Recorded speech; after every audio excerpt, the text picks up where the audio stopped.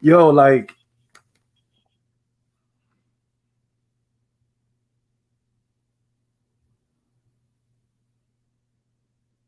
this guy right here, this right here, this right here, his deep analytical breakdown, his philosophy right here, this deep statement that he is making right now, his deep analytical breakdown, this is the exact same feeling that I felt when I first saw that this article popped up on my screen. No lie, this is the same feeling right here.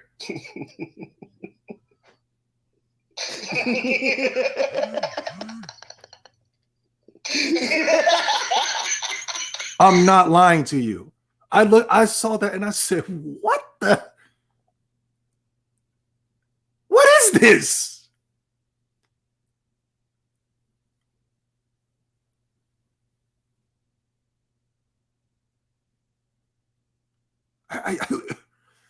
I automatically knew, and I came to YouTube and I told you guys this was a desperation move, man.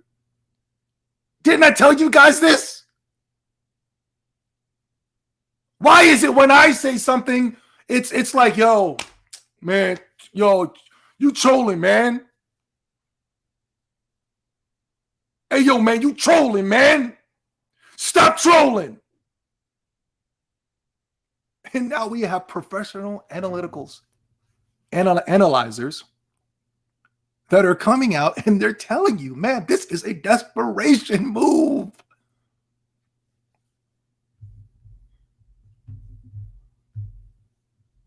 This is nothing more than a pure desperational move. And I thought that. I said, what? Why would Sony come out here so fast? That was too fast. And a lot of people were coming out and saying this was a chess move by Sony. Sony's not playing chess. Xbox is playing checkers. Sony. I'm like, how is this a chess move, man? That was one of the weirdest moves I've ever seen in my entire life. I said, this is a desperation move. Because what did I say? I said, even though I might not understand the first person genre, why would somebody say, hey, you know what? Call of Duty is going. I guess I can play Destiny. And I try to correlate that to, well, if Microsoft bought Zelda Breath of the Wild. Microsoft bought Zelda Breath of the Wild from Nintendo. And then Nintendo went around right after that, 2 weeks later, and bought Genshin Impact. I have nothing against Genshin Impact. I really don't. But there's no, yes, the mechanics are the same. I get it. You know what I mean? Yes, the Sony fanboys will come out and say that Genshin Impact is better than Zelda Breath of the Wild. I get it. But Zelda is iconic. It's actually a game. The same thing can be said for Call of Duty. Like it or not, I gotta say that Call of Duty came and left a stamp in gaming for over 10 years. Over 10 years. Ain't nobody playing Destiny.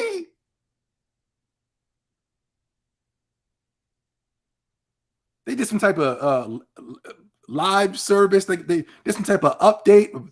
You could play the game for free, and it added. You got to pay for reskins and things of that such. And yeah, people came back to play I think there was a free patch or free update, a next gen update. So people came back to test out the next gen update. But as soon as Halo came out, everybody, including the PlayStation fanboys, went straight to Halo. People were just playing the Destiny just to kind of get a fix, like, yo, I'm play this before the Halo come out, get myself acclimated to the controls, you know what I mean? Get myself warmed up and ready. Yeah, the people weren't playing it because they were interested.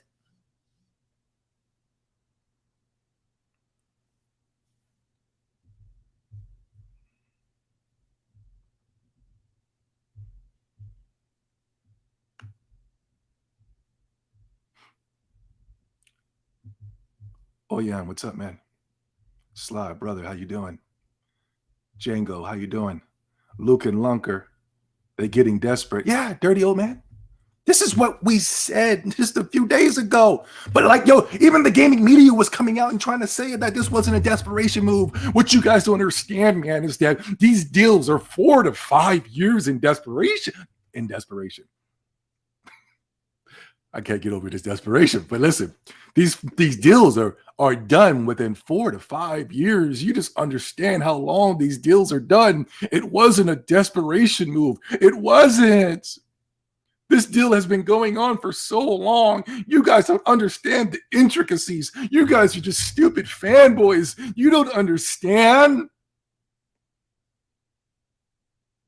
And yes, I could have understood that if they announced this deal maybe during the spring or over the summer, then I would have been like, okay, cool. No, I wouldn't have, I would have still clowned Sony. Because I'd be like, I'd be laughing like, oh boy.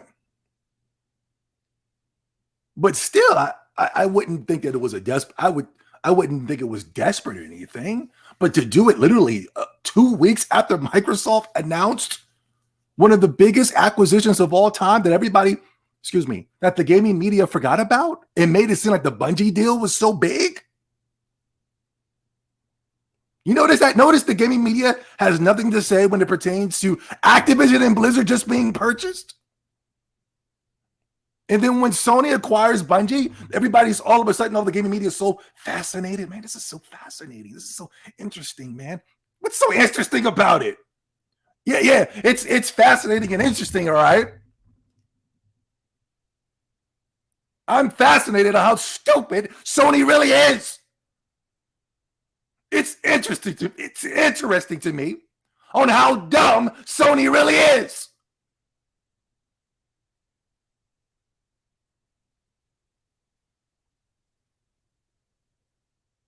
And now as the dust is settling and the smoke is clear and everybody wants to be these armchair hypotheticals, and they're coming out and they're saying that Sony's buying Destiny because they're going to be bringing in a first-person shooter. They're not even doing that, guys.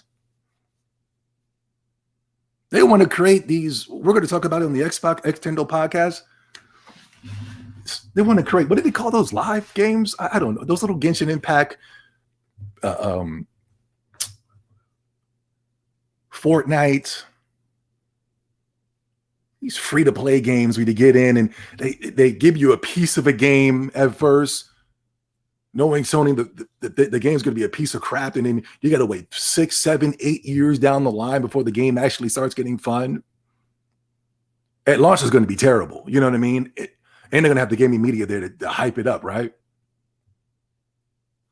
And then that same gaming media is going to be like 10 years down the line. They're going to be like, hey, man, I know Destruction Derby Online was terrible at launch, but you got to play it now because, Josh, what's going on? Surprise Zombie stream. Don't mind if I do. Yeah, it's an emergency stream because I got so much information coming across my desk. Wisdom, what's going on? And their games. Yeah, it's not even exclusive. Yeah. And why is it that when Sony buys Bungie, it's good for gaming? Destiny never was good. Yeah, that's what I'm saying. Yo, Dirty Man Bob. If they paid 3.6 billion for one trick studio like Bungie, imagine what they pay.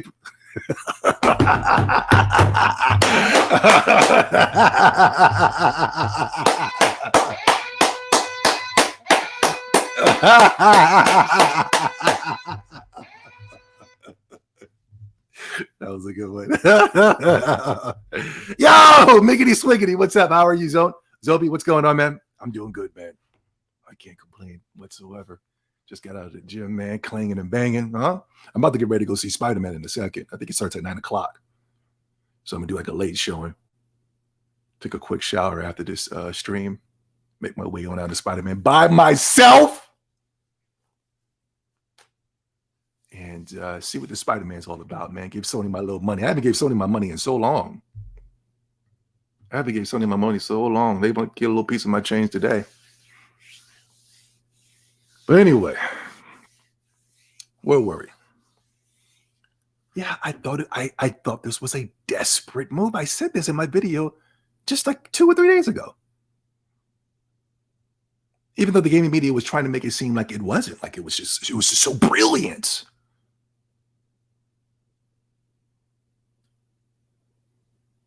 What you guys need to understand is that these deals take 7 to 8 years. Bungie initially came to Microsoft and said, hey, man, at a cheaper price. Did you know that? Bungie had initially came to Microsoft with a cheaper price to acquire them. Microsoft said, no, we bought you at like 200,000. Now you're talking about $1 billion? Yeah, we see how you paying those other studios, man. You got to tighten us up, man. Microsoft, man, get the hell out of here. We'll be fine. They went to Sony right after that.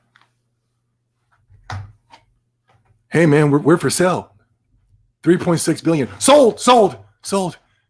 We need something. Sold.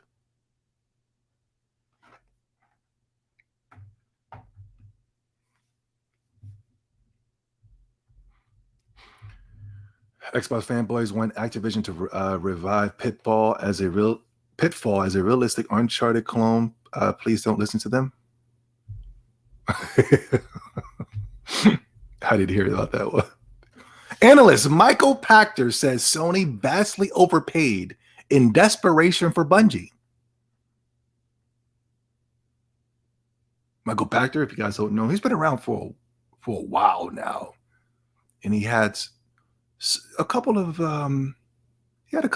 predictions that came out to be true, and he also had a couple of predictions that didn't come out to be true. I wouldn't say that his record is as good as mine. I would say that I'm about 98% correct all the time. I would say he's about 80%. But I do see that time at the time we do seem to be on the same level when it pertains to our predictions. I remember when he said that Sony. I remember I came out first and said that Sony's not going to E3 is because they have no games to show.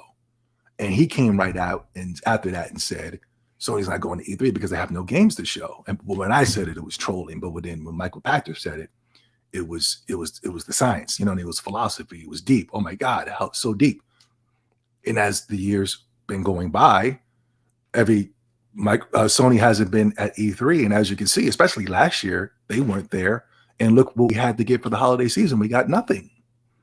All we got was a bunch of director's cuts. And yes, with the state of play, you can come out and announce as much as director's cuts. But at the E3, you're supposed to show off the big and the bad and the beautiful. And as you can see, Sony had nothing. Yeah, they showed off a couple of games that won't be coming out 5 to 6 years from now, but that wasn't state of play. That was something else. Usually with E3s, you got to have these games lined up and ready in the next 3 years. For Nintendo, 1 year. For Nintendo, a matter of months, really,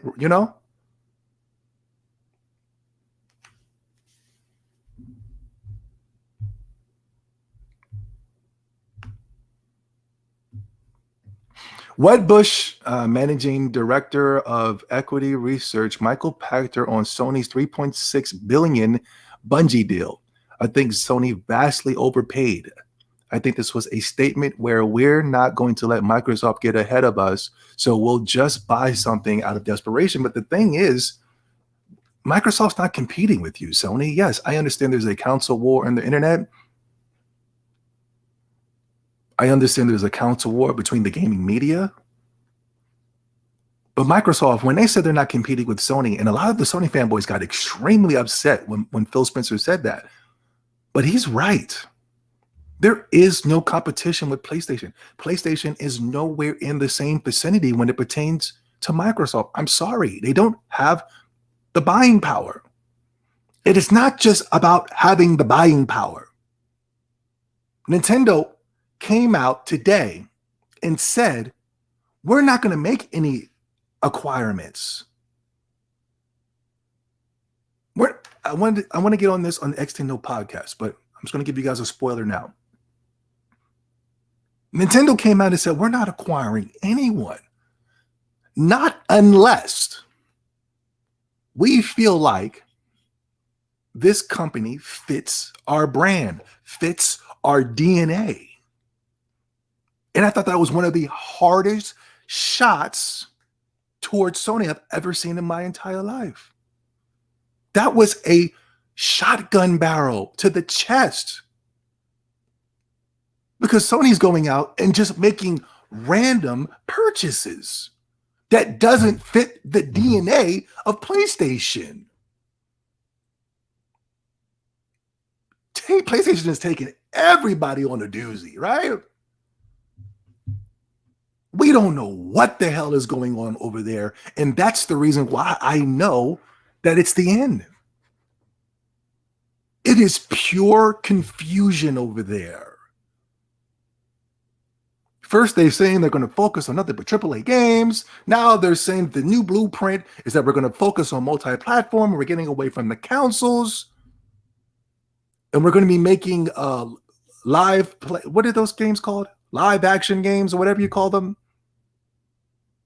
The Fortnite type games that you can put out like a piece of crap at launch and then you can continue to build upon the game 6, 7, 8, 9, 10.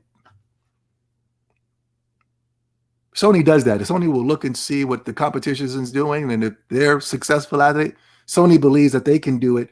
They can go right behind the competition and do it better than them. But what happens is Sony attempts to do what the competition is doing, and they always fail.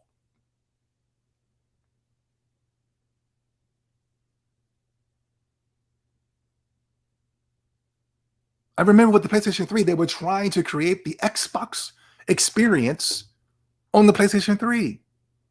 They were coming out with some of the most weird first-person shooters I've ever seen in my entire life. Mag, Haze, Killzone, Resistance. Yes, I understand people are fans of those franchises, but go back and look at those sales and let me know if there's really are fans of those franchises. Then they wanted to create the Nintendo experience at the same time with the Little Big Planet and Mod Nation Racers. Little Big Planet was one of the worst platformers I've ever played in my entire life. Whoever created that does not have an understanding of platformers like Nintendo does. That person does not have a basic understanding of mathematics. Your character, when he jumps in the air, is not supposed to be floating.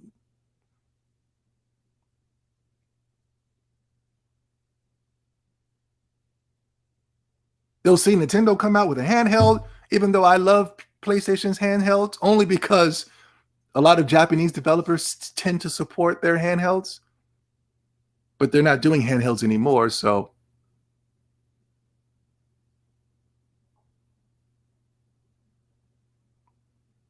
I remember Nintendo came out with the next generation of new controllers with the Move Mode, and the gaming media got behind it and said that was gimmicks. We're tired of gimmicks, man. We just want to play video games. This is what Sony and the gaming media said. And the Sony fanboys. Right after that, Sony comes out with the move mode. Yeah, but this one's more 1-to-1. Yeah, the gaming media, Sony fanboys and Sony. Yeah, but you ain't got none to none. You ain't got no games to go with the stupid move mode. What game was compatible with the move mode? Does anybody know? Did that Harry Potter game ever come out for the move mode? Wasn't there a Harry Potter game or something like that? You could take the damn stick and wave it around and turn the pages and stick it up your anal canal, all types of weird stuff.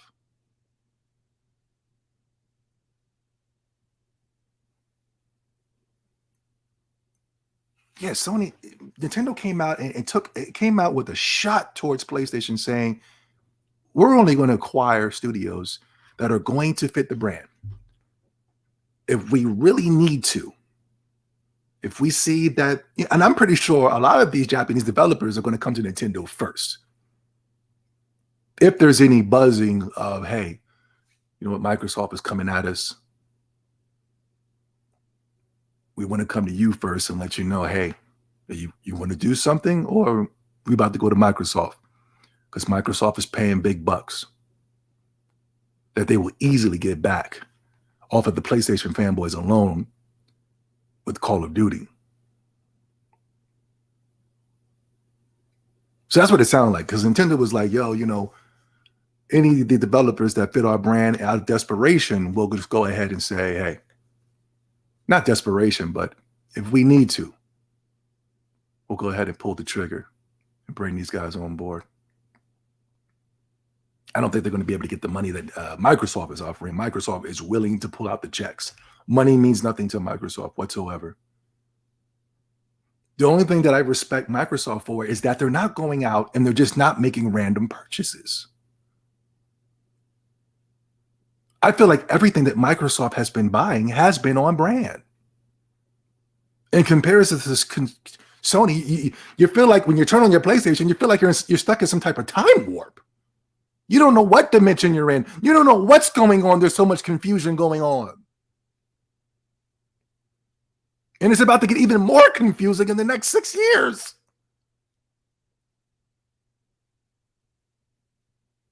I'm going to show you in my notes that it looks like Sony's going to be investing in PlayStation 4 for the next 6 years.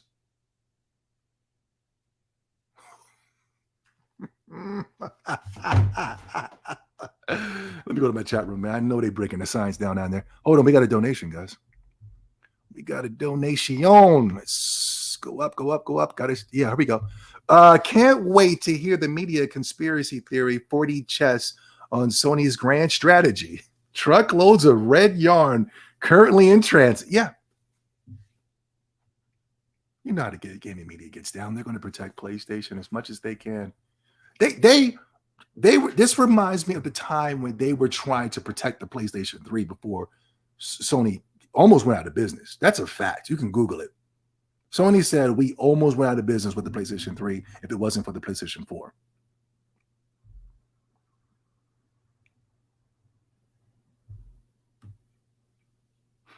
Fear, what's going on, man?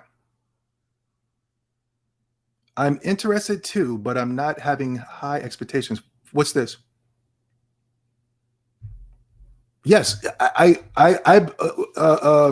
Microsoft is buying companies that cater to the fans. Yes, I feel like Microsoft is acquiring companies that fit the brand.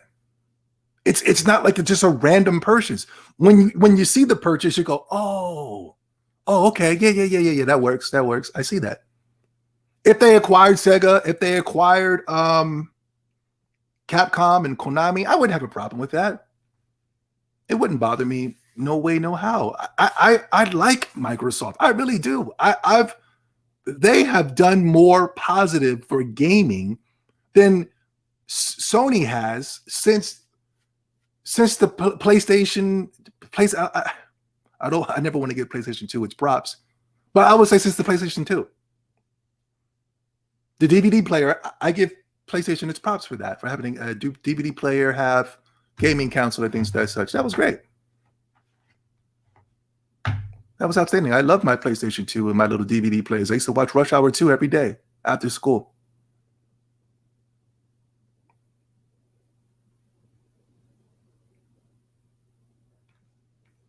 I like Microsoft. I really do. A lot of the guys who like the kooky and quirky games, like that Sega and Konami and Square Enix make, even though I just don't see that being on brand for Microsoft. Maybe Sega is probably the closest one, but the only thing is, I'm going to tell Microsoft and I'm going to tell the Xbox fans, the games that you loved are, one, probably never going to come back. And number two, the people who made those games that you loved 20 years ago, they're gone. So are we sure we want to invest in Sega if it's not going to be the Sega that we loved years ago? Let's not get wrapped up into this idiotic, I don't mind the console wars, but let's not get wrapped up into just buying things just so we can tease Sony fans with. That's what Sony fanboys do. They're immature, they're idiotic, they're insane. They don't play video games. This is all they got. In comparison to the Xbox and Nintendo guys, we play games. So if we invest, let's invest in games that are going to better our gaming experience, except for just having Sega sitting there. And it's just going to be a way to make us look bad because the gaming media is going to say, hey, Microsoft never did nothing with Sega. Well, that's because everybody that was there is gone.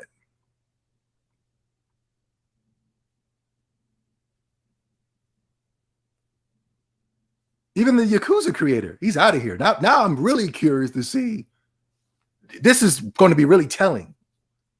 Now I'm really curious to see what's going to happen with the Yakuza series going forward. I'm very curious to see. Now if they went out and started buying independent companies of people who used to work at Sega, then I would say, okay, that's lit. Do that. Go get the guy because he went to go open up his own studios. Go get those people and yeah. But let's not get too wrapped up on the brand names. I'm going to show you guys why.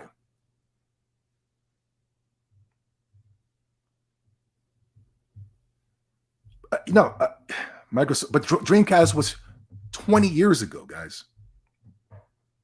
The Dreamcast was 20 years ago. So Microsoft buying Sega wouldn't be abnormal. I understand that. But that was 20 years ago. Things have changed in those times. You have changed. A lot of us are still stuck in 20 years ago. And I admit that, even including I still love the PlayStation because of what they did with the PlayStation 1. But I have to come to an agreement with myself, and I have to say, hey, that it's over. PlayStation is over.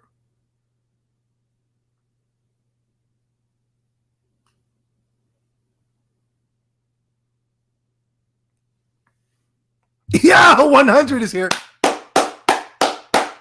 Sony got robbed, but yeah, I saw your video. That was hilarious.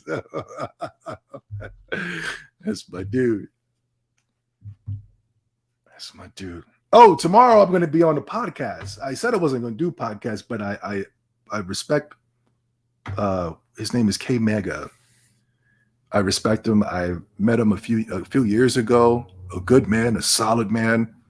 I'll be on a podcast tomorrow at 9:00. K Mega's podcast. Hold on, let me get the name of the podcast.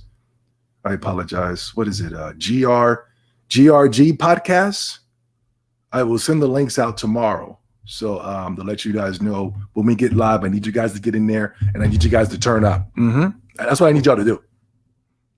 Because I'm gonna turn up tomorrow. I'm turning up. I'm cursing out Xbox fans, Nintendo fans, and PlayStation. I'm gonna have just it's gonna be pure confusion in there. I'm gonna be talking about PlayStation in one sentence and then start bashing Nintendo in the next one. I am nobody's friend, trust me.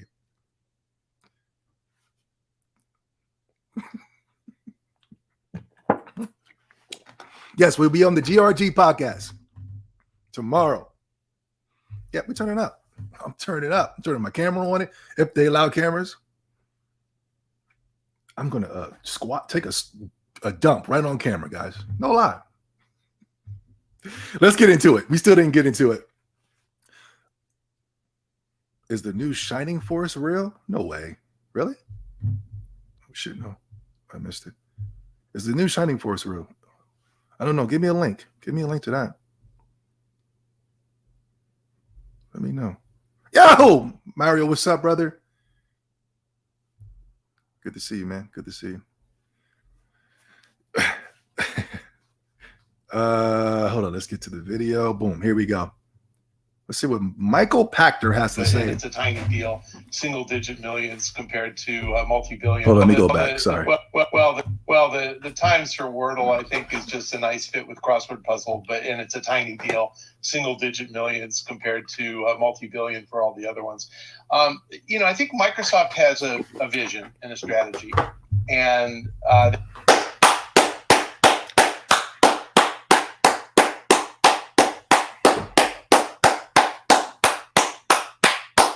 I just did that to pat myself on the back. I've been saying that for the longest. I just stopped to give myself I usually give you guys claps for donations and very, very intelligent comments. I just wanted to stop it to give myself a pat on the back.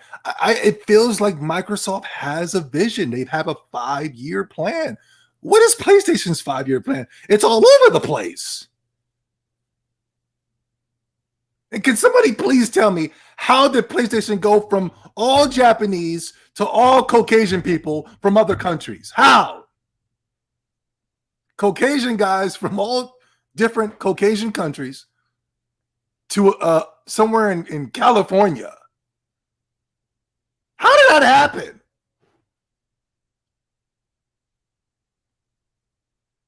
Can somebody tell me how that happened, please, in the comment section?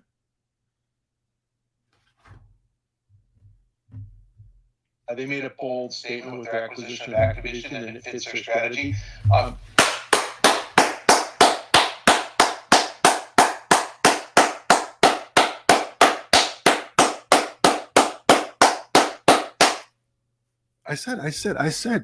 get it. I get the Bethesdas and the Dooms in the Activisions and the Call of Duties. I get that. I understand that. And I like Microsoft. I really do. I think they have done more for gaming than PlayStation has ever done. It's just the PlayStation do. The Xbox One was a great console. It was, with great games. Xbox 360, that's where I became I don't want to say a fan. I'm a fan of nobody. I'm a fan of you guys and your brilliance and your intelligence and your courage to be here and to be, because I'm considered a troll and toxic and scary and the worst thing. Go on social media and ask people, just put Zobi70 and see how people respond. Go over to random Discords and put Zobi70 and see how people respond.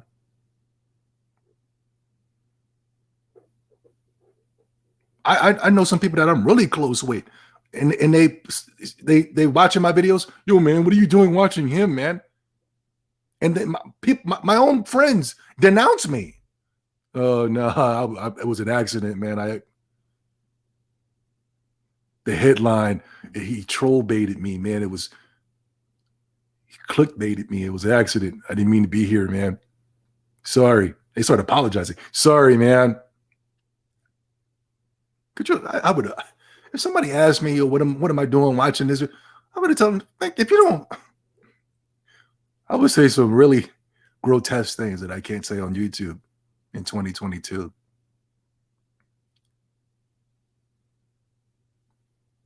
I like Microsoft. The 360 is what made me have a soft spot, I will say, for the 360 for the Xbox. In the Xbox One era, things got a little bit shaky, but I still wished I went with the Xbox One, except for the PlayStation 4. I wish I went with the Wii U and the Xbox One over the PlayStation 4. I really do. I really do. If I could take it back. This generation, it's going to be Nintendo, Xbox Series X. When I can get access to an Xbox Series X. And when I think because I don't buy consoles because I'm not a fan. I do support Microsoft, but I'm more of a fan of the games. And as soon as Avowed, we get some gameplay of Avowed, or some type of release date of Avowed, that's when I'll have my Xbox Series X for sure. But right now, I'm comfortable with the Nintendo Switch. Very comfortable. Very, very comfortable. 1 mega hit exclusive a month. Sony fanboy says it's about the exclusives, but tends to forget about. Now they're forgetting about Microsoft. Now, remember I said exclusives and games don't matter anymore? Remember I said that? That was going to become the new narrative?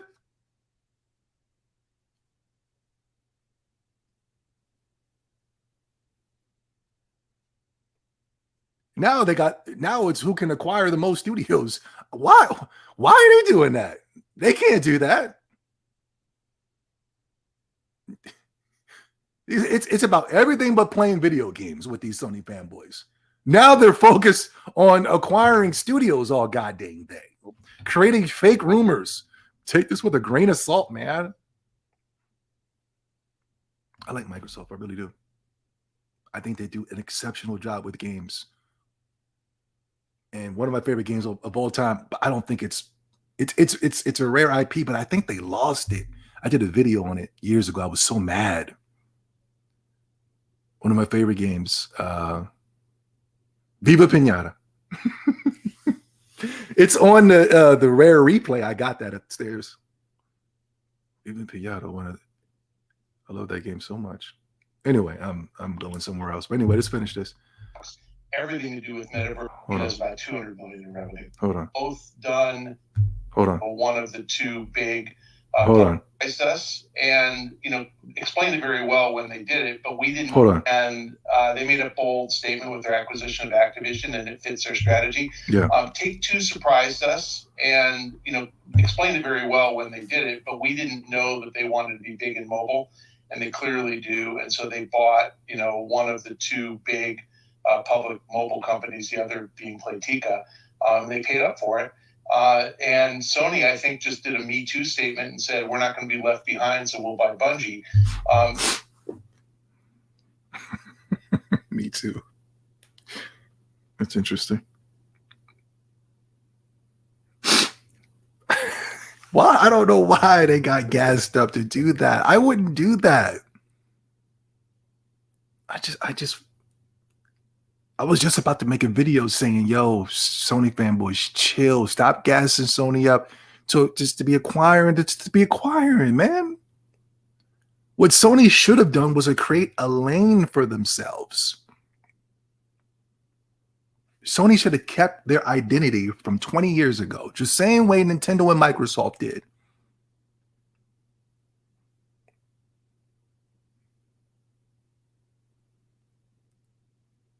God damn it, why does my screen keep doing that?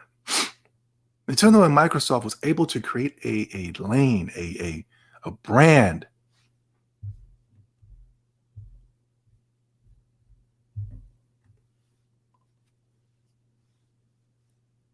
An identity. So that you're able to take that identity from generation to generation to generation. And what I like about Nintendo is that I'm starting to see the games actually growing with the generation, with the aspects of Pokemon Legends of Arceus. It took them a minute, but they got it. I still have a few complaints, but not complaints in the aspects of like, this is bad. I just go, yo, if you do this next time, and I'm gonna do a video, I'm gonna do an analytical breakdown of Pokemon Legends of Arceus. And I'm gonna be like, yo, if you do this, if you do that, and you do this, boom, perfect. You know what I mean? Can I talk gaming real quick, guys? Pokemon Legends of Arceus is lit. It's extremely good. The best Pokemon game I played in so long. For real. I love it. I literally go to sleep and wake up just thinking about it. You know what I mean? I'm watching videos on YouTube, Pokemon Legends Arceus. I'm watching live streamers. I'm addicted. I can't play it because I have an extremely busy work week. But you know, on my Thursdays, on Thursday, Friday, and Saturday, I can play because I have off. That game is good. I spent 5 hours just looking for a chimp. I lost about 10 people. Oh my God, he's talking gaming. I'm out. You know. Hey man, why don't you start talking about the games? I start talking about the games. People are leaving. Hey man, why don't you start talking about the conspiracy theories? I start talking about the conspiracy theories. Everybody starts leaving. Why can't just let me do me, okay? All right, to get back on point, I apologize. Satya Nadella. I'm just hyped up because I said this. Just did a Me Too statement and said we're not going to be left behind, so we'll buy Bungie. The Activision deal and the Zynga deal were both done below those stocks' recent highs. So Activision had traded over 100, and the deal was at 95. Back in October, it was at over 100. Zynga had traded over 11, I believe, and the deal was done at 986. So, you know, they didn't really overpay either of the acquirers. No. Bungie went for $4 million per developer. And most deals are between 250,000 and $1 million. I've seen deals as close, as high as 2 million per developer. This is crazy talk. And just to compare and contrast, EA bought Respawn about 3 or 4 years ago for $700 million with 400 developers. And those guys generate $700 million a year in revenue. Bungie does about $200 million in revenue. So I think Sony.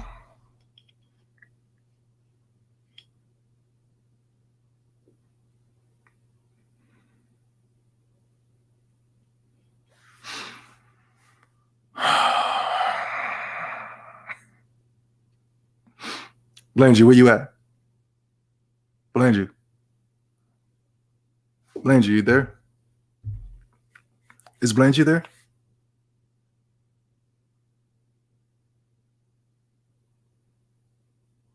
Blangie, let me know if you're still there, buddy.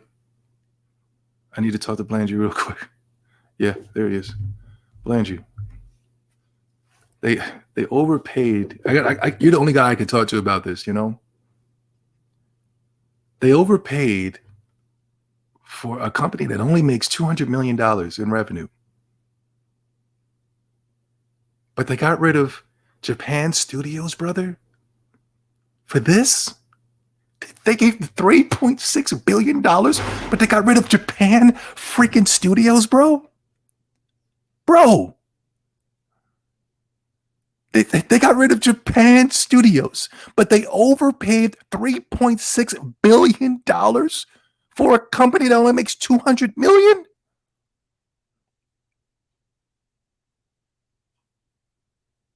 Blangie, are you there? Please, you're the only person I could talk to about this. I'm in the twilight zone, man. There's not many people I could talk to. Because I know when I was telling people about how great these Japanese games that PlayStation was making at Japan Studios, they didn't want to hear none of that shit.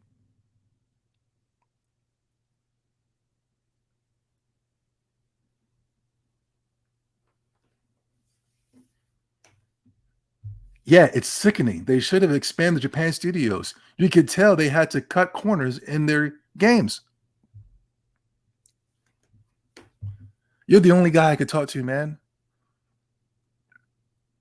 Do you know how next generational a Legend of Dragoon could be right now?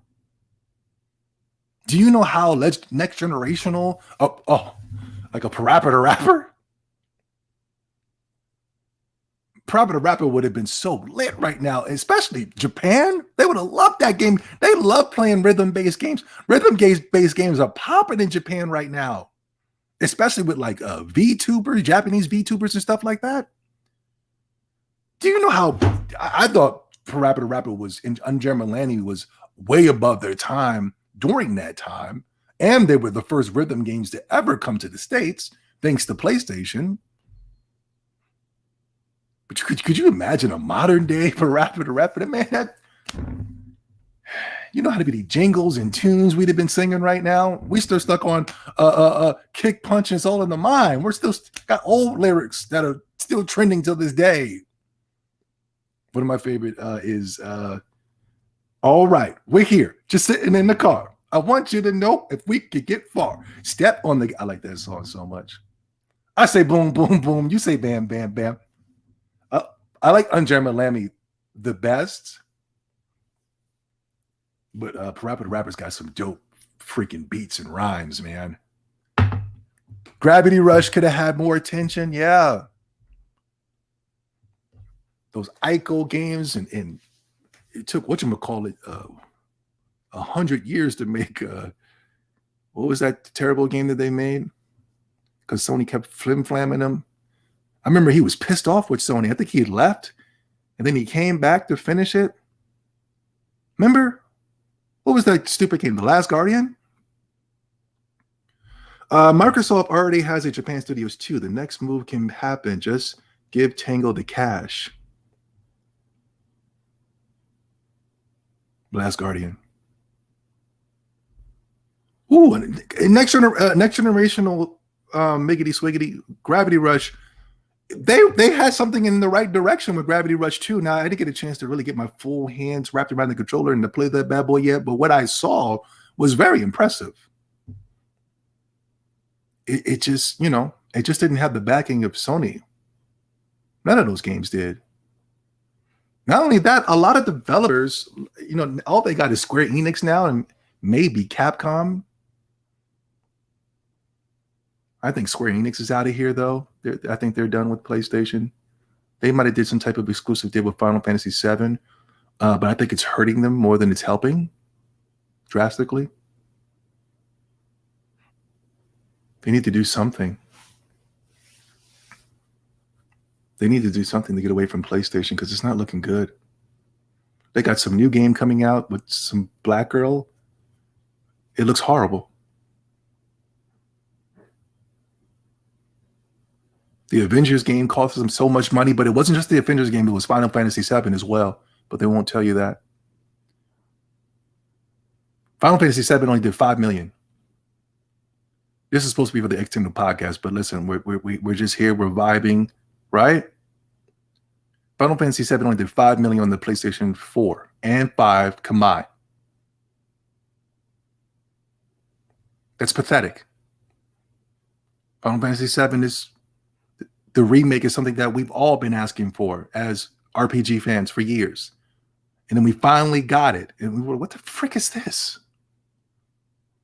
Square Enix was more worried about promoting cloud and nail polish and a dress than they were the actual game.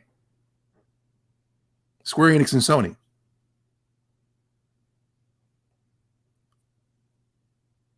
It was a piece of a game. It's not even finished yet.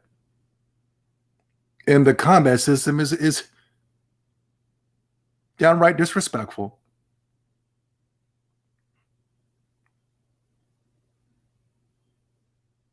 But check this out. 5 million with the user base with the PlayStation 4 and 5 combined, well, what goes over 150 million units. You only did 5 million combined. And yet Nintendo Switch and Luigi's Mansion 3 did 11 million on the Nintendo Switch alone with half the user base.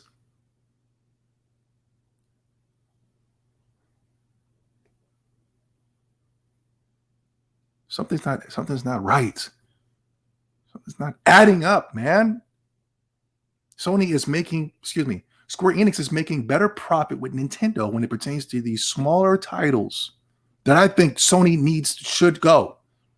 This is something that I was telling Sony to do over the years ago because I was able to see with the DS, and I was seeing a lot of Japanese developers were making these grand, iconic experiences on the DS, but it didn't cost them nothing in comparison to creating these games that only last 2 weeks. Yes, they got the 9s and 10s. Yes, they got the Game of the Year awards. Yes, they got this, but I don't trust the gaming media. I definitely don't trust no damn Game Awards. I don't play that game. I don't care about that crap.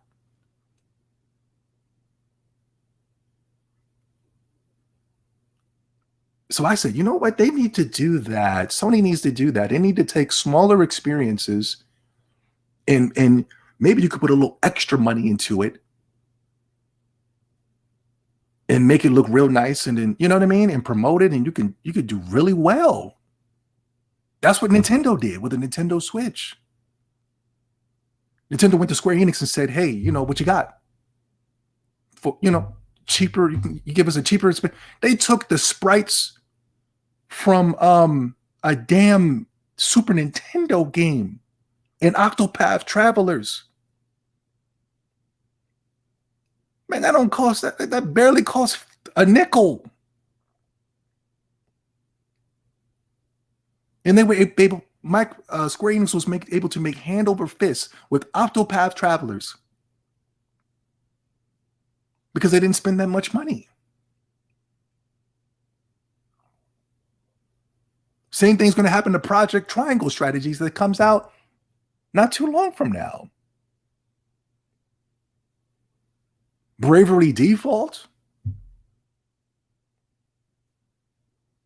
Square Enix is only making money at Nintendo. That's it. They're losing money at Sony. Avengers and Final Fantasy VII cost them millions of dollars.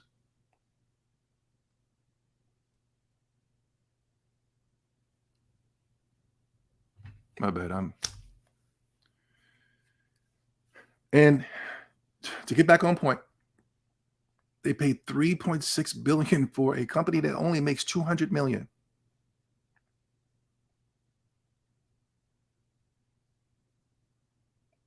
You're spending astronomical money, and you had your identity right there. You had it, and you threw it all away. Now, I can't blame the original creators of PlayStation, because the original creator of PlayStation called Jim Ryan into his office and said, what the hell are you doing? And Jim Ryan took that meeting as, we're going to be multi-platform now. We're going to do everything Microsoft is doing, even though we said we didn't see no sustainability in that.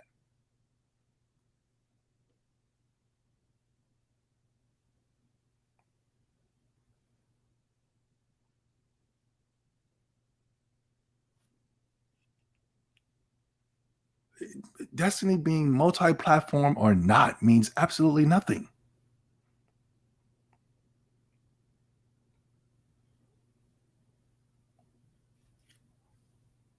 If Sony kept their identity, then they would have bought the Square Enix. That would have made sense. Welcome to the family. That's a true family. They go around saying welcome to the family to just random acquisitions. Welcome to the family, Housemarque. You go, what the? How dare you? I get so mad whenever I see this stupid Sony when they come out and say welcome to the family. It really triggers me. It makes me, I don't get mad about anything, but when I see those things, I get mad. They kicked out Japan Studios.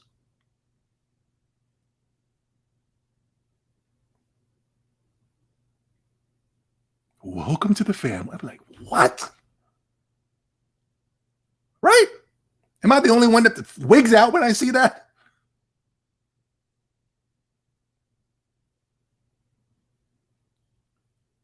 I remember they said, welcome to the family, the Crunchyroll. I said, wait, what?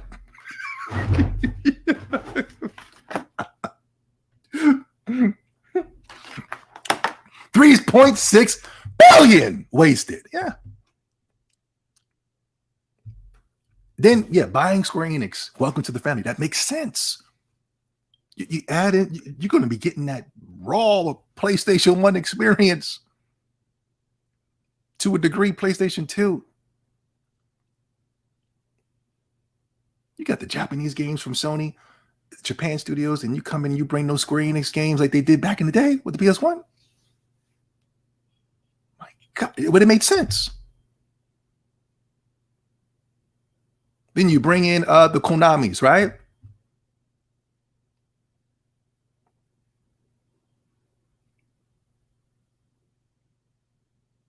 You could have easily bought Square Enix and Konami with that 3.6 billion easily.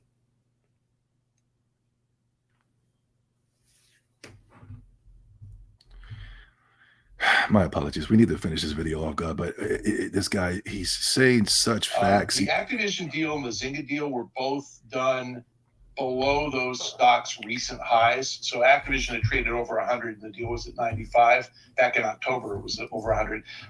Zynga had traded over 11, I believe, and the deal was done at 986. So, they didn't really overpay either of the acquirers. Bungie went for $4 million per developer, and most deals are between 250,000 and $1 million. I've seen deals as close, as high as 2 million per developer. This is crazy talk. And just to compare and contrast, EA bought Respawn about 3 or 4 years ago for $700 million with 400 developers, and those guys generate $700 million a year in revenue. Bungie does about $200 million in revenue. So I think Sony vastly overpaid. I think this was a statement that we're not going to let Microsoft get ahead of us, so we'll just buy something out of desperation. It's not really a deal that makes a whole lot of sense to me. The others do. Mike, how much of the acquisition fever in gaming is metaverse driven, or Who's is there this? something else Is this Neil in the Gainsbourg? near term that these companies are going to have to rely on to bridge them to that point where the metaverse and the acquisitions that they've made are a reality in that immersive? The hell's Neil Gainsbourg doing here, guys? The two guys, the two public company CEOs who talk the most about the metaverse are probably the two public company CEOs who know the least about the metaverse. So that's Mark Zuckerberg and Satya Nadella. If you actually read Phil Spencer's blog post, Phil runs Xbox at Microsoft, explaining the acquisition to Microsoft employees, the word metaverse didn't appear in about a 4-page post. So nothing to do with metaverse if you're actually Phil, who runs Xbox. Everything to do with metaverse if you're Satya Nadella, who has no idea what metaverse is. So truthfully, I think content is going to be the lead as the metaverse evolves, much like games are the lead application on phones. But you don't buy phones to play games. You happen to use them to play games more than anything else. The metaverse is going to have tons and tons of content. That'll be the hook. But the real opportunity in the metaverse is for brands to sell you goods that follow you anywhere you go and to advertise. So I actually think Facebook's right to be getting into it. I don't think their approach is right. They have a walled garden, and I don't think they're going to let anybody in who comes in from outside. So I think they're going to fail. And I think Zuckerberg's vision is the metaverse is like Ready Player One, put on your headset and live in virtual reality. That's not what it is. This is just an internet with no barriers and universal wallet. Anything you buy, you can take anywhere you go on the internet. Much like if you buy a pair of Nikes, you can wear them into a Puma store and they won't kick you out. In the metaverse, you're going to put Nikes on your character in Fortnite and then wear them into World of Warcraft or whatever other game you play, and nobody's going to stop you. So I think knocking down walls is key. Microsoft may do that. I don't think that Facebook has a chance of doing that. And the metaverse, the real metaverse is... Oh, shoot. What the hell?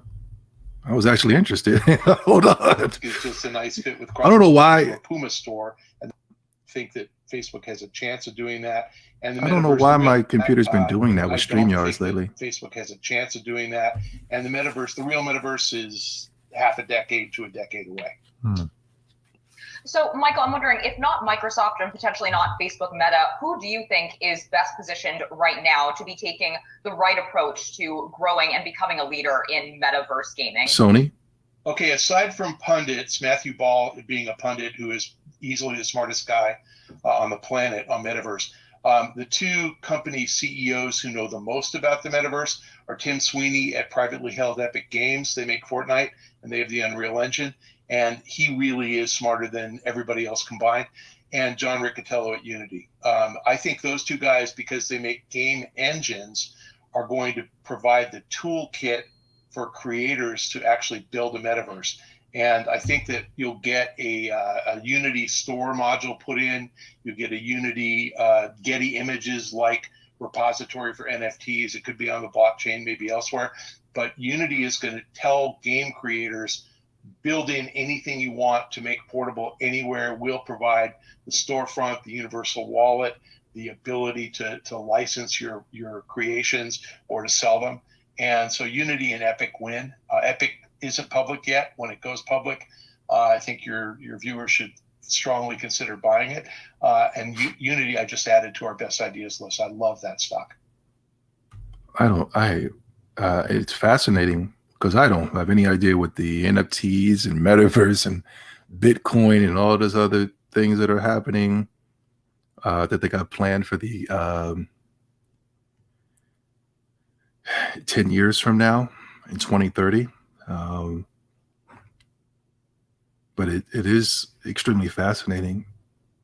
I would like to find some way to invest 10 years from now. I won't be too old. I'll still be a baby.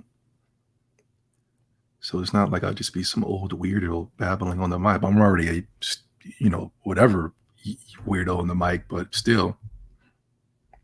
And Zombie Zebby doesn't age. I'm like Peter Pan. Yeah. Sony Studios purchases like Bungie are all about acquiring top talent and knowledge, not buying IPs.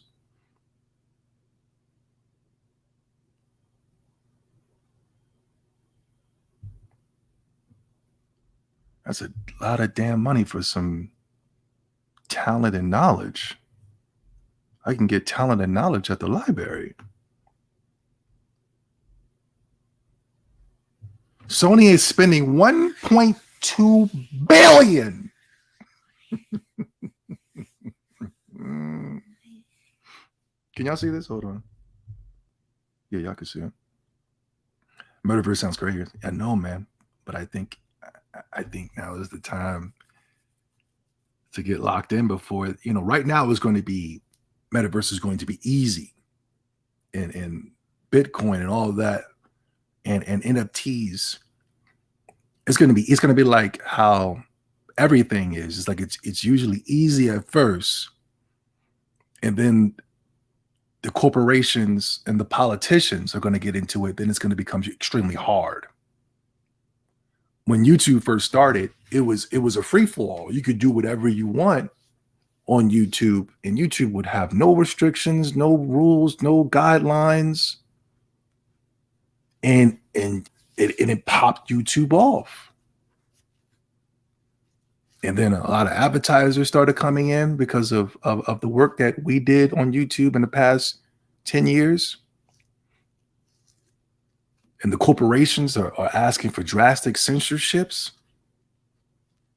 We don't want to put our ads next to something that we feel like is going to, hurt our brand. Then you got the politicians coming in and saying that we don't like what this person is saying because we're in cahoots with the corporations because we're trying to sell this. So right now, if you're going to get into the NFTs and in the Metaverse and the Bitcoin right now, I would say get into it right now is the time to get into it before there starts to become, when you get on the Metaverse, they're going to have to start all these rules and regulations. Now, in order to create a YouTube account, you got to put your social security number, you got to put your phone number, you got to put, right? They are tracking you. They want to. Right now, you can just get into the Metaverse and just hang out. Hey, what's going on, man? What's up, man? I'm in the Metaverse, dude. Right? Later on, in order to get to the Metaverse, before you get in, they got to scan your retina. They need a finger imprint. They need to have your driver's license scanned, social security number. That's when the corporations and the government gets in there. But right now, it's a free-for-all. It's just going to be so easy to get into, and it's going to become extremely addictive, just like YouTube, for those who are watching and those who are also participating in YouTube. And then when it becomes addictive, then all of a sudden it's like I can't tear away. Me personally, I can't tear away. I have torn away from YouTube multiple times. That's the reason why the algorithm is so confused with me. You know, it's like, damn, you're here, then you're not here, then you're. My bad. I'm getting into something that's might be a little too advanced for you guys. You guys just want to hear you know what I mean? I might be getting a little too deep. I apologize. Anyway, where were we? Sorry. Sony is spending 1.2 billion to make sure Bungie employees don't leave. See the importance of just not running out there and buying a brand. This goes all the way back to what I was saying about Sega. I get it. You know, it's fun online. You know, oh, snap, Microsoft's got Sega. Sony, you just stupid, man. But I'm like, but I'm thinking as like a gamer. I don't give a damn about Microsoft's money. I know they got it. But I'm thinking about the guy that's going to be playing those games. Because, you know, at the end of the day, that's what I pay most of my money on is video games, right?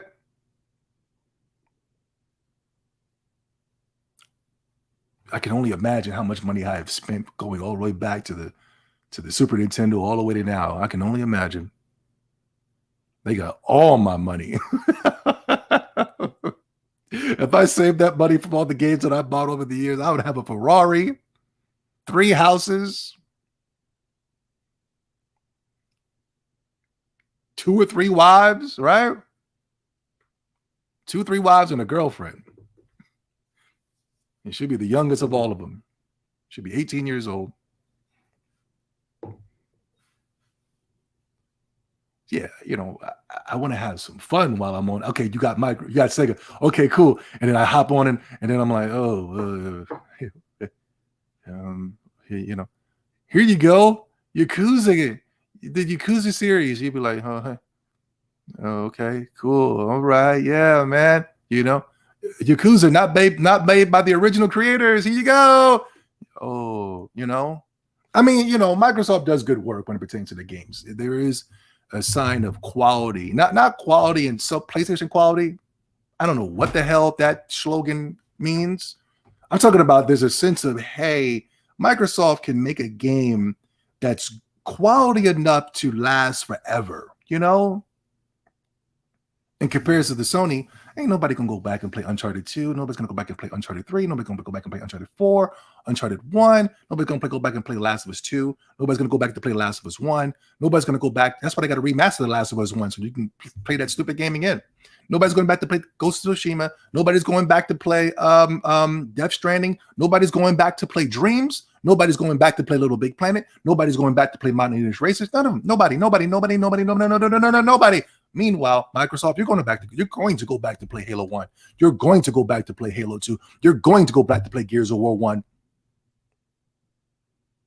I will always go back to play Viva Pinata. Always. A true inspiring game.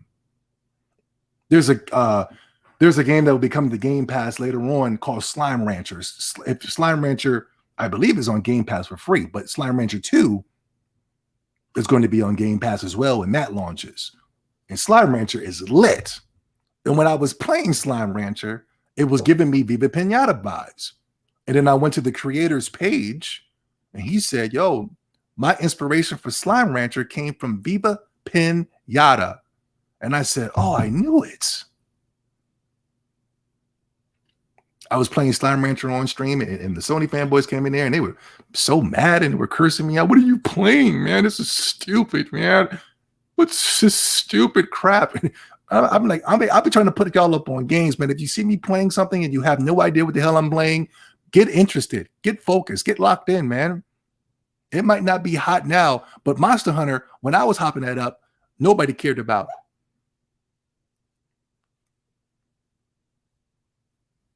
Persona, Shin Megami Tensei, nobody cared about. I was putting people up on game years ago, man, but nobody was listening.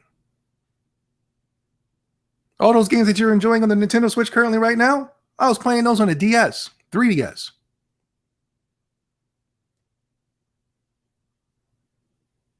I know what the Switch is. It's following the same blueprint as the DS and the 3DS. It's just not new for me. I'll say this, Nintendo fans, I remember y'all used to bash the DS and the 3DS. Remember? Remember when Nintendo was too focused on the DS and 3DS? Remember? Remember when they were having directs and you were saying, oh, thank God they're not going to be showing anything for the DS. Remember y'all said that? Prove me wrong. Prove me y'all didn't say that. If there was one person and one person alone, it was me. I'll pull up the stream I was in, and the 5 of those guys that are in this chat room right now was like, oh, thank God they're not showing DS.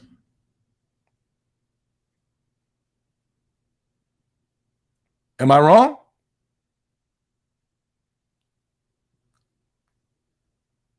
Let me see. Let me see if the chat room's saying I'm wrong.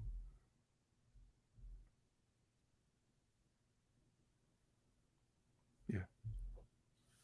My moderators, if anybody in there calls me a troll, I need you to block them. Moderators, this ain't trolling. This is teaching.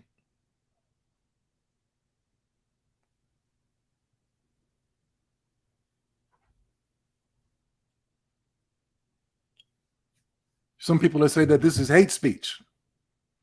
This isn't hate speech. I love you. This is love speech. How did that quote go again? I think was it Brother Malcolm that said that? Rest in peace to Brother Malcolm. Good man. Sony is spending $1.2 billion to make sure Bungie employees don't leave. The importance of keeping the creators. Let's not go out and buy Konami. Let's not go out and buy Sega. If you want to, cool. All right. It's fun for the fanboy wars. I get it. But if there is nothing that comes out of those deals, the gaming media is going to destroy you.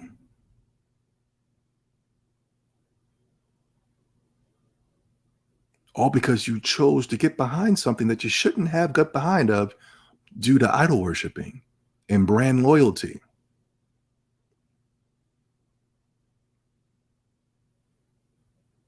Let's break down the pros and the cons first.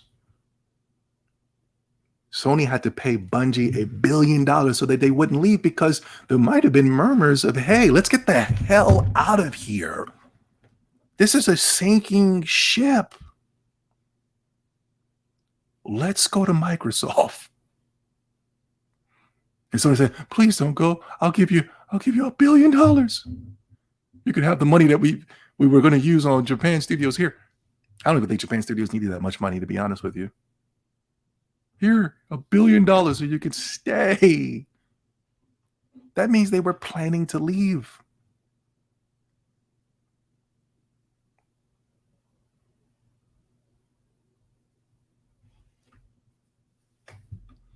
$1 billion? 1.2 billion, excuse me.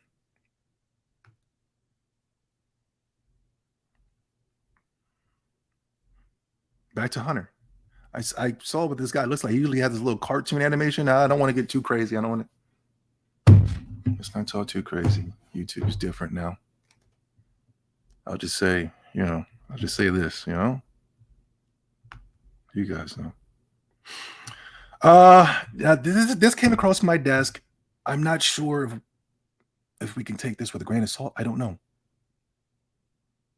Do I believe it? Yes. If it turns out to be a lie, do I care? No.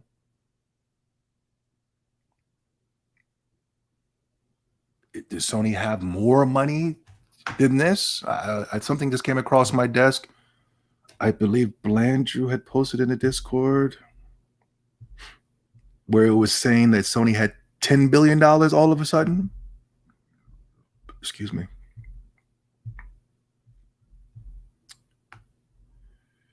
Hold on. Sorry, guys. I'm going a little bit too deep into Xtendo podcast spoilers for this Saturday, 7 p.m. This is nothing more than a simple update video. This video is only supposed to last for 5 minutes. Where are we at right now? 4 minutes and 32 seconds. Okay, cool.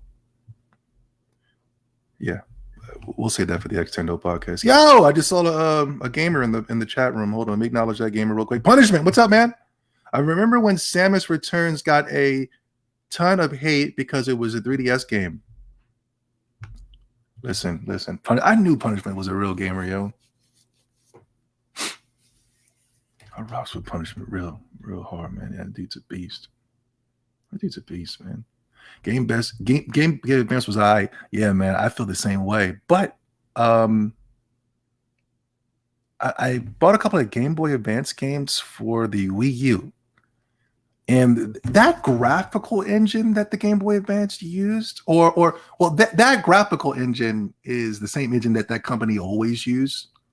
But there was a certain graphic aesthetic that the Game Boy Advance had at that time. And I would say that was pretty cool. That was cool. There was a certain, like, when you think about the Game Boy Advance games, you go, okay, you know. But did I say what the game was? Golden Sun? Did I say Golden Sun? I went to bought the Golden Sun games off of the Wii U, and in the graphic aesthetic it's got that, what do you call that, pastel type of look. It looks cool. Is this a hacker or somebody in here? Is this something about a hacker? They're trying to get into my hack my stream? What is this? Let's get this guy the hell up out of here. They're sending random hackers into here to try to get me.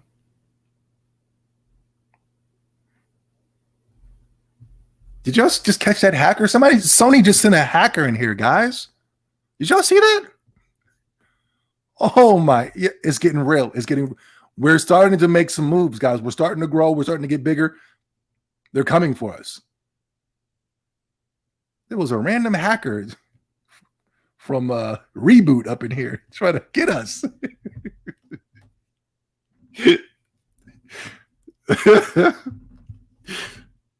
Sorry. Analyst asking Sony what kind of game company it would want to spend its remaining $1 billion investment funds in. Sony got $1 billion to invest in the studio. Who they gonna invest in, huh? Kimco? Kimco that makes those generic JRPGs. They have a lot of heart, I'll say. They have a lot of good ideas. But I don't know anybody that invests in Kimco. They be having sales, and cats be like, nah. They look like little RPG Maker games. $1 billion. I was told they had today. Now they're saying some random websites that they had $10 billion. The website was real obscure. What was the name of that website? It was ilovesony.com. Sony Bungie acquisition is about more than PlayStation versus Xbox fanboy wars. Are you sure? Because we're getting reports that Sony made the move because of Xbox in this whole Xbox versus PlayStation war. That only PlayStation is having. PlayStation is the only one having this war. The Xbox guys are doing nothing. There's no war between the Xbox guys and the PlayStation guys. I'm telling you, there isn't. Because I look at the gaming landscape. I watch everything that is going on. And when you're dealing with the PlayStation fan, it's constant babbling, trolling, lies, regurgitation of the tops from Sony to the gaming media. It's like now that they're losing, like the trolling is getting even more stronger and thicker. You know what I mean? The lies are getting more stronger and thicker. Now, when you look at the Xbox guys just want a fair chance. The Xbox One generation was horrible when it pertained to the gaming media, to the fans. They were bullied every single day by the gaming media. And I appreciate what Microsoft and Phil Spencer is doing right now. They deserve this. They deserve this more than anybody. And they were even through all of that, they were still able to keep their cool. They were still able to be cool. They were still, in my opinion, the best community in gaming. But when it pertains to the Microsoft guys, all I see them doing, they're not. I remember they will call you out.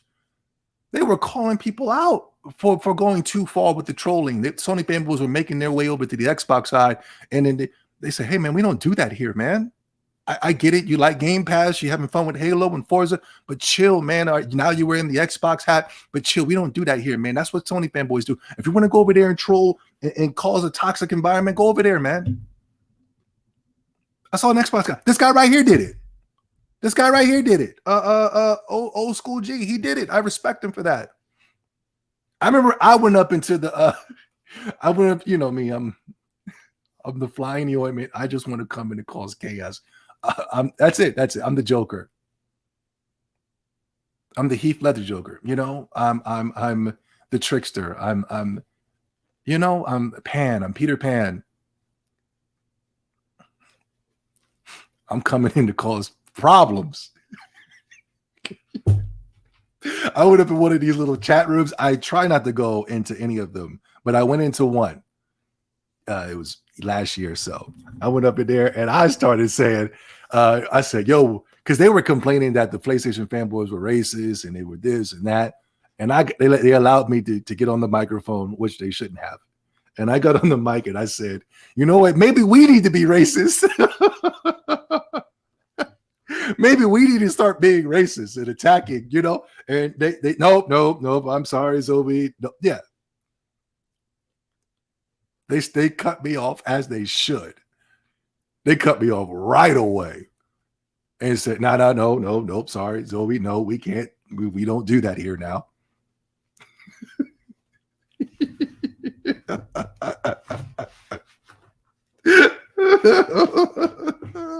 Sorry, I'm tickled. Sony Bungie acquisition is more about the PlayStation versus Xbox fanboy wars, and I get it. The gaming media has a bug in their bonnet when it comes to us for some strange reason.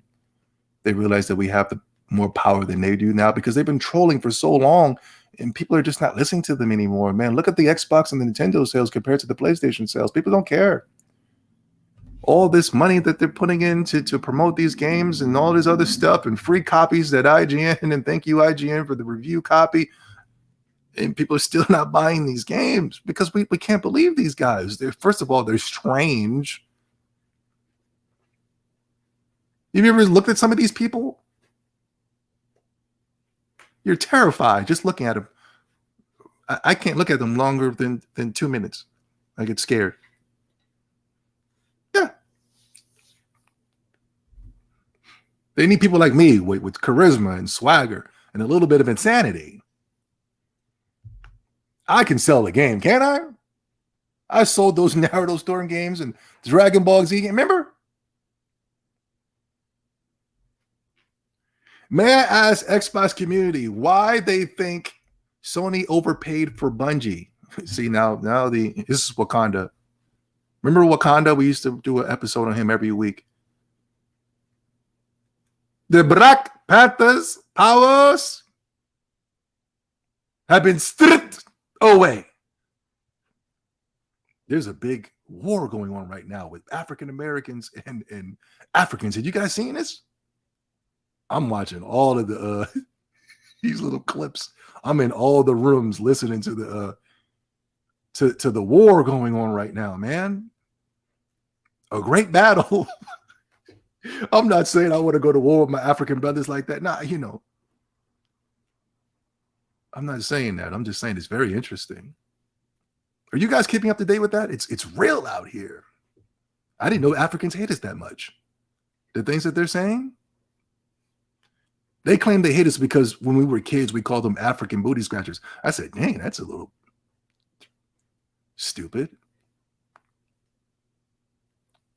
And I never called an African then. I used to have an African friend back in the day. He was cool. May I ask the Xbox community why they think Sony overpaid for Bungie, yet Microsoft are buying Activision Blizzard for nearly $10 billion above the market cap? Is that a heavy dose of hypocrisy I smell? Same energy. No. Activision and Blizzard was actually going for higher than this. I think it was at even whatchamacallit just said just now that Activision and Blizzard was going for higher, but then Microsoft was able to get it for lower. The only person that overpaid was Sony. That's what we just watched that. Michael Pachter, he just said that. Excuse me. Yeah. And how did you overpay when you got access to all these games? And then PlayStation just got that. And the only reason Bungie, this is the reason why I say I like Microsoft. I like their games. Their games have staying power. They're the true quality for gamers, real gamers, not the game reviewers. Because Bungie is only popular because not of Destiny. It's popular because of the work they did on the Xbox. Bungie got 3.6 million by Sony because of the work they did on the Xbox. Bungie was able to create a name and come out with one terrible game.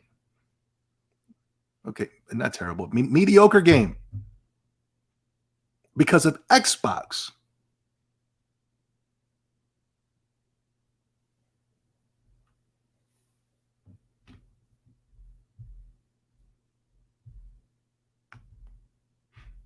I'm pretty sure he's going to come out and say he was just trolling and things of that such, but Sony fanboys do not troll. Stop it.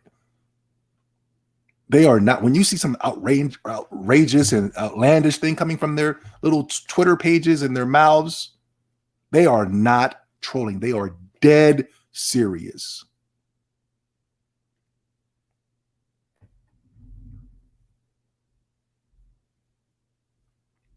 They overpaid, man. And it was out of desperation. Oh.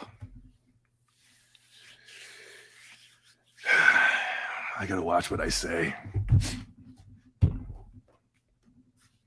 Is this guy an immigrant?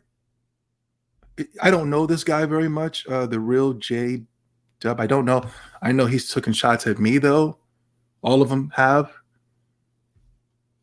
on Twitter and things of that such.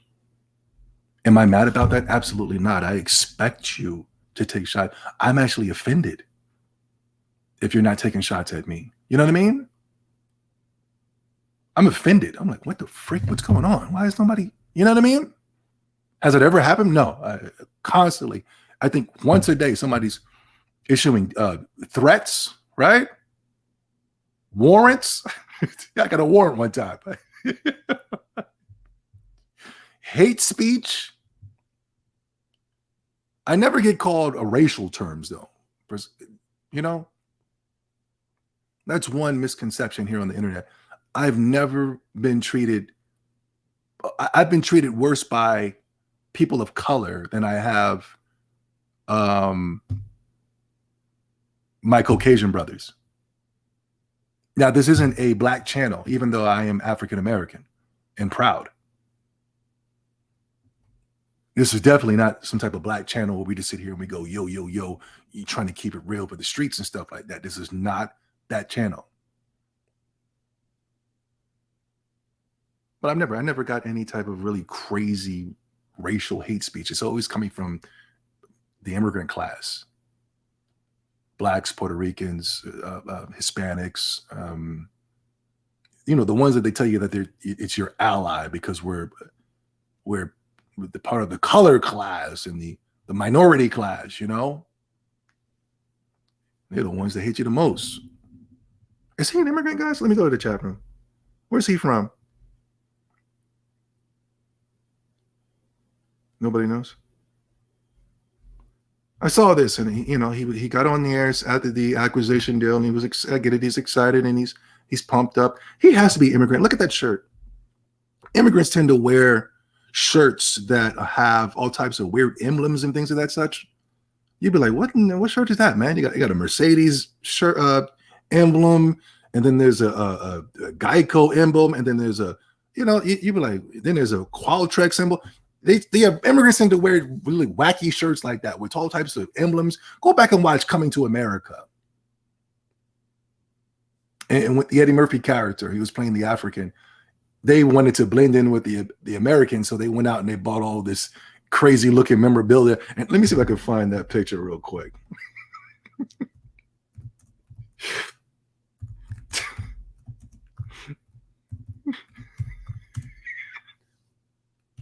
I'm sorry, I'm stupid right now. Let me see if I can find that so y'all can see what I'm talking about. Because Coming to America is kind of old, you know what I'm saying? Some my younger cats might not know what it is. I know they show the reruns and stuff like that, but hold on. When he was wearing, what is it? Wearing clothes. Hold on. He's got to be an immigrant because that's what the immigrants do. Oh, no. I don't want that. Wearing American. No, they're going to give me the Wakanda clothes. I don't want that. Wearing American. Hold on, guys. Please bear with me. This is nothing more than a simple update video. We're not going to be these update videos. We're going to start doing at least once a week. And they're just going to be all over the place, guys. Yeah, here it is. This is from the second movie, right? This is from the second movie right here. Check this out, guys. Check this out. Like African Americans, we wear cool clothes. You know, we wear the nice, hot name brand stuff. You know what I mean? We've always been swagged out. But check this out. You see this right here? He's wearing, there's a New York and there's all types of emblems and they got the hat on. In the first movie, they did that as well. He was trying to blend in. Let me see. Is that it right there? Yeah. Ready to go. Here we go. Here. They came. Okay, he was wearing the same outfit from the first movie. Yeah. Yeah, all types of random emblems all over the damn shirt. You know what I'm saying? I'm sorry. I'm making my own self laugh. People are like, what the hell is Zoe talking about? Look at this, guys. Look at this. So he gets on here, right? And he's talking his thing. And look, let's context. This is the guy we talked about him not too long ago. Context, right? We talked about him not too long ago because him and his cronies was in a chat room and they were teasing Microsoft because they said Halo was fun. Yeah, they were mad because Sony fans were saying, I think Halo is fun, man. I'm having so much fun. And they're like, fun? Oh, yo. Yeah, every Sony fanboy is a tough guy. You know what I mean? Yo, they talking about fun? Yo, and then he was the guy that was in the background giggling. I wish I could find that video. He was, I was like, oh, and I was like, I don't know any men that just be giggling at another man like that. I've never seen that before. Men don't laugh at other men unless it's funny. You know, you're watching the Dave Chappelles and the Eddie Murphys and things of that such, and they say something so clever that you just go, you know, or something so funny, you laugh. But another man just don't be laughing at another man, especially what this guy was saying. It wasn't funny whatsoever. I played it for the stream. Nobody laughed. They were like this. But he was literally giggling. Do you guys remember that?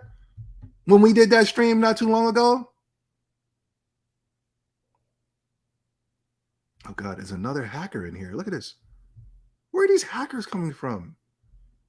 Sony? Y'all remember that? Yeah, you remember, Sly. He was giggling. But check this out. Now he's a tough guy. Watch this, guys. Now he's Mr. Cool Guy with his, you know. Look. Y'all know what it is, right? Yeah, you know what I'm saying? I know what it is. I thought Sony was going broke. They are. I thought Sony couldn't afford a publisher. I thought Sony couldn't afford a big AAA studio. They can't. What happened? What happened? They bought I thought Sony Bungie. couldn't afford it. They I thought they can't. was broke. Bust. God damn it. What happened here? Now I gotta watch this marble mouth again. Hold on. Studio. Look. What happened? What happened? I thought Sony couldn't afford it. He's got gray in the I thought beard, they was gray in broke. his hair. Busted and disgusted. What happened? I thought Sony was $2-3 trillion in debt. What happened? You bitches miscalculated. Huh? You bitches miscalculated. The numbers y'all was looking at was in yen, you goofy fuckers.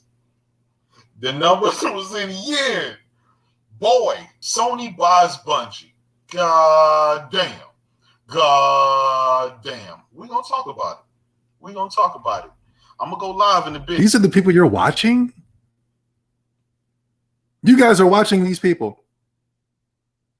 This is some of the corniest. This is the same guy that was giggling. Now he's, hey, yo, what happened, huh? You jive turkeys? Yeah. Y'all miscalculated, huh? What happened, huh? You suckers. He's talking like an old blaxploitation film. His voice, he's forcing his voice to be deep.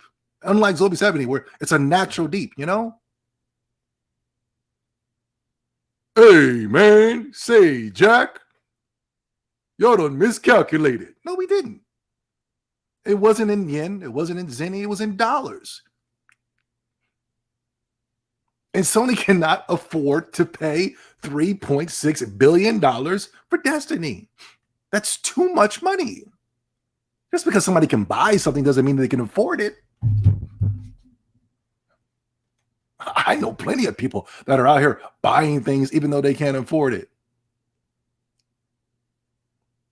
Sony's out here making acquisitions and acquirements, and now they got the narrative of chip shortages out here now.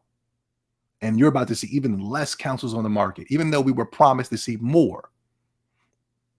And the main reason that we just did a video just today, 3 hours ago, if you missed it, go back and watch it. Very important video.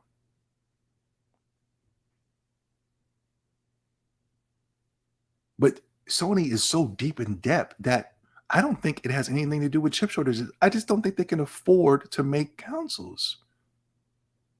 In order to keep up with the competition, as a lot of people do, and which gets them in a heap amount of debt, is trying to keep up with everybody else, except for staying in your own lane. PlayStation had their own lane to stay in, to do extremely well from here to the next 10 years, until we go into the metaverse and we go into a society where you will own nothing and you will like it. Yeah, you're going to be buying Nike sneakers in the metaverse, but you can't wear them in the real world.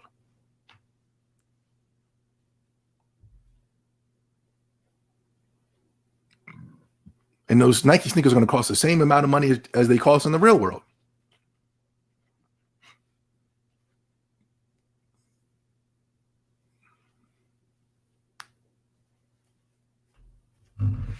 They could have done extremely well. The blueprint that Nintendo Switch has right now is the blueprint that Sony could have had. And they could have been doing it extremely well because it's already being played out on the Nintendo Switch. It's just that Sony would have had their version. And that would have been a real fun console war to have, right? I mean, I don't think there's no way Sony can be able to keep up with Nintendo when it pertains to Mario and Kirby and Zelda. Nobody can. Nobody can. But it would have been fun. It would have been pretty fun to see, you know? It looks like Microsoft is going into that route, which I think is the best route to go. You're still going to have the bullcrap games for the deaf, dumb, and the blind, the Call of Duties and things of that such. But I'm super interested to see what Microsoft is going to be doing in the next couple of years. I think it's going to be really exciting on the Xbox And having that Xbox Xtendo connection, man, where you can go here. All right, we're going to be going playing Starfield tonight. All right, I'm about to go over here and play the new Pokemon Legends of Arceus. I'm going here. I'm going. Oh man, I'm going to be in gaming nectar, guys. I might have to cancel the podcast. I might just have to turn the podcast into live streams where I just sit there on camera not saying nothing because I'm going to be so magnetized to the game. Damn, y'all done miscalculated, huh, Jack? You jive turkeys. Why is he talking like that? Is every Sony fanboy a tough guy? It's weird. There's not one nerd out of the group. Hey, what's up? Everybody's a tough guy on the Sony side. You ever notice that? Here, the Nintendo side, Nintendo's guys are actually getting cooler now, right? Look at me. Yes, we have a couple of weird, a couple of dudes that are, you look at them, you go, what in the hell is he doing over there? Right? We still got a couple of those guys on the Nintendo side, but still, those are our brothers. Those are our companions, right? As long as we're out there consuming and playing games, that's all that matters. There's a variety of Nintendo guys out here, man. We're cool people, man. Xbox guys, they solid. And I never looked at the Xbox guys. I never saw them trying to do too much to try to act like they cool, Then there was a poll that came out and it said that Xbox guys were better in bed than the PlayStation guys. Now, I'm not trying to carry any man's junk or anything like that.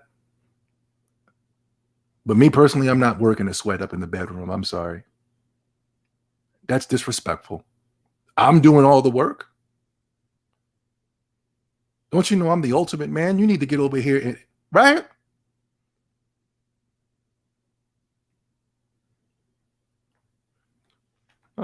Y'all be having these conversations with your girls. Listen, I haven't climaxed yet. Could you imagine if a girl came to me and said that? I'd be like, well, you better go buy a vibrator or something, girl, because this is what it is. Or get you a man on the side. And if you do get a man on the side, he better be paying my Nintendo bill. God dang it. Well, can I get an amen from the chat? Please, can I get an amen from the chat? The Most High has sculpted and molded me, and I got to sit here and help a girl work up a sweat, and she bleeds every month.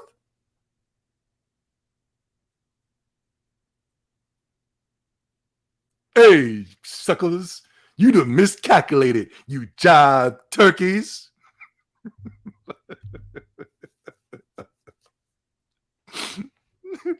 Let's keep it real. Let's keep it real. Let's keep it real. I would rather have a virtual headset partner. Yeah, me too. These HoloLive girls are popping. These little virtual girls. I'm about to get me a virtual girl.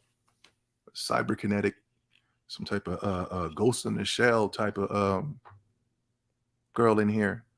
And y'all gonna be hating too. I'm gonna have the Ghost in the Shell sitting over here behind me. Y'all gonna be hating. Yo, what the freak? Is that a Cybertron? What is that? A cyberkinetic girlfriend? Yeah, I'm gonna be the first black man. I'm gonna be the first black man. Black man marries a Cybertron. You know what I mean? A cyberkinetic, a T1000, right? And I'm gonna be smiling from ear to ear. Y'all gonna be hating. Y'all gonna be, man, yo, it's gonna be crazy, yo. Watch, because y'all always do it. Every time I started off, y'all be saying I'm crazy. Man, you trolling and all this other stuff. Watch. And then watch, 10 to 20 years from now, y'all gonna be jacking my swagger. I remember I used to wear the Naruto headbands in the video. Man, what the hell? And then some other nerd does it. Yo, oh my God, right?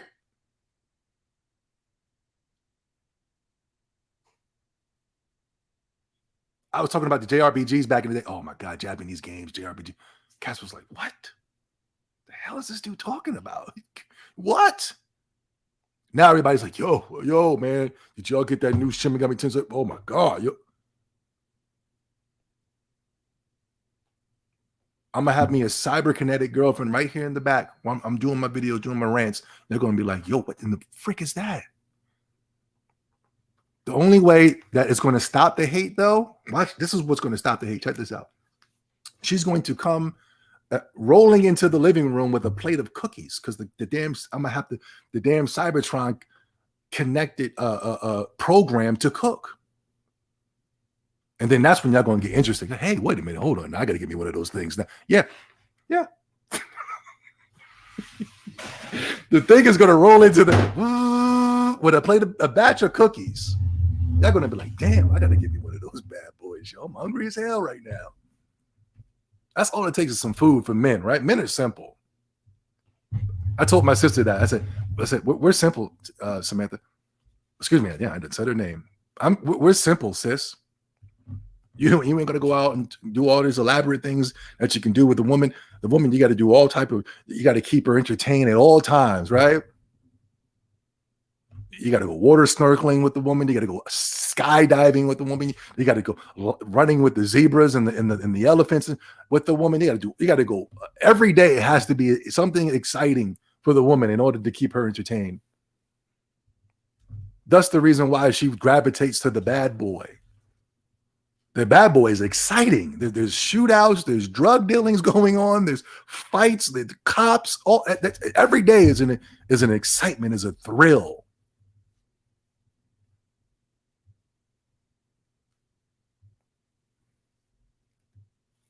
But men are very simple, man. You buy him a video game. Buy him a video game on his birthday. That motherfucker will be smiling from ear to ear. Just he comes in from a hard day of work. Oh, my fellas, let me know. Let me get an amen, brothers. You come in from work, boom. Your girl, she's washing the dishes. That's already a plus, right? And then your girl says, "You know what? I saw you looking at that video game the other day. What game is that, babe? What is that? Pokemon Legends? I don't know. Baby. Yeah, it's over there. It's right. I got it right over there. It's over there in the bag. Go ahead and take it. Go ahead and go. I got the kids. The kids are in daycare. Don't even worry. Fellas, you'll be like, oh my God, I love you, right? I love you. You're the greatest woman I've ever met in my entire life, right? For the woman is, I don't want to get too crazy because we got algorithm problems. I think, are we kicked offline, guys? We might. I think we might have been kicked offline. Let me look at the thumbs up and thumbs down. Let me look. Yep, we're offline. We're offline, guys. We're off. I think we're off. With that being said, I'm ranting. I'm babbling. Yo, William Wallace. Thank you so much, man. I'm babbling now. I'm going into the realm of babbling. But anyway, thank you, guys. I think we're going to do once a week emergency streams. And going to keep putting content out. Tomorrow we'll be on the, what is the podcast called? I apologize. GRG Podcast. I'll be on that tomorrow with my brother K Mega. Good man, solid man. And Pokemon Legends of Arceus sold 6.5 million in less than a week. Wow. God, dude. I can't. Hey, Freddie Garcia, what's up, buddy? I can't wait to see the Horizon Zero Dawn sales. Hold on. Before we leave, I was supposed to be doing this once a week, once every video. We were going to check on the status of Horizon Zero Dawn. Notice nobody cares about Horizon Zero Dawn anymore. Oh my God, poor Horizon. Poor Horizon.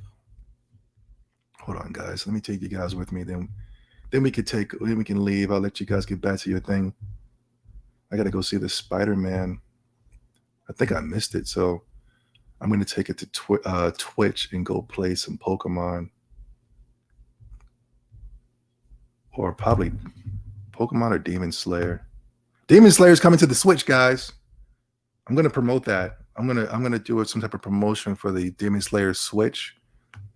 I'm going to do a camping outside video. I swear, these Sony fanboys, they're buying those $10 gift cards in bulk. just so they can pass Pokemon Legends of Arceus. I swear to you. What the hell are they buying for $10? What are they not buying? You can get access to all the AAA games for $10, right? Pokemon Legends of Arceus is still at number 2. Oh, the price went down too. Xbox got the $10 gift cards as well. I think they're having an anime sale, so that makes sense. You can get access to all the anime games, Japanese games on sale on the Xbox currently right now. I don't know what the hell Nintendo fans are buying for $10 on the Switch. Are you insane? What can you get for $10? Everything's over $60 on that damn thing. Nintendo, Xbox, Nintendo, Xbox, Nintendo, Xbox, Nintendo, Xbox, Nintendo, Xbox, Nintendo, Xbox, Nintendo, Xbox. And then when they tell me it's chip shortages and everything is Nintendo, Xbox. Nintendo, Xbox, Nintendo, Xbox, Nintendo, Xbox, Nintendo, Xbox, Nintendo, Xbox. Oh, we got a new hit song, guys. Nintendo, Xbox, Nintendo, Xbox, Nintendo. Somebody put that on the beat, please. Put it on a house beat too. Xbox, Nintendo, Xbox, Nintendo, Xbox, Nintendo, Xbox, Nintendo, Xbox. Put that on a house beat for me, guys. That's going to be the opening, the intro song to my video. How come somebody never? I got artists in my chat room, and do you guys hate me or something? Why hasn't nobody come up with some type of Xtendo banner, some type of, you know what I mean? What's going on? You guys, if it was what was the weapon wheel, y'all be dropping up your little weapon wheel emblems and emotes and stuff like that. Hey, BG, check this out, man. You guys could be the first to invest in the Zobi 70 Xtendo brand that is going to be doing millions of views in the future. I'm like the Metaverse right now. You need to start in NFTs. You need to in Bitcoin. You better invest now. As you can see, we're in the top 50s, and there is no Horizon Zero Dawn inside. It's Nintendo, Xbox, Nintendo, Xbox, Nintendo, Xbox, Nintendo, Xbox. That's it. That's all it is.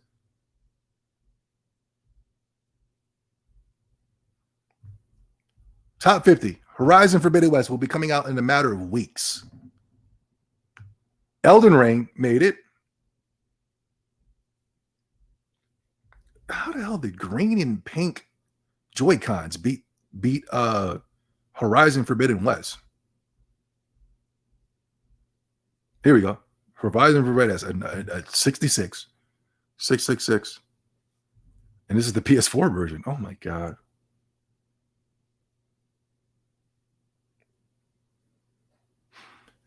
Oh boy. Do people even want this game? I mean, come on. The PS5 version is nowhere to be found. Luigi's Mansion did 11 million. Okay. Well, we're going to get into the numbers this weekend. This weekend, External Podcast, we're going to get into the numbers. Nintendo just dropped the numbers, man. I got to show you guys these numbers. You guys didn't see the numbers yet, but when I show you this weekend, you're really going to see it. You know what I mean? Yeah. But anyway, thank you guys so much for stopping by. We've been on here for almost 2 hours, and it's not even the Extendo podcast. It's supposed to be nothing more than a simple update video. But thank you guys so much, and I'll definitely check you guys tomorrow and Saturday. Peace out, dudes.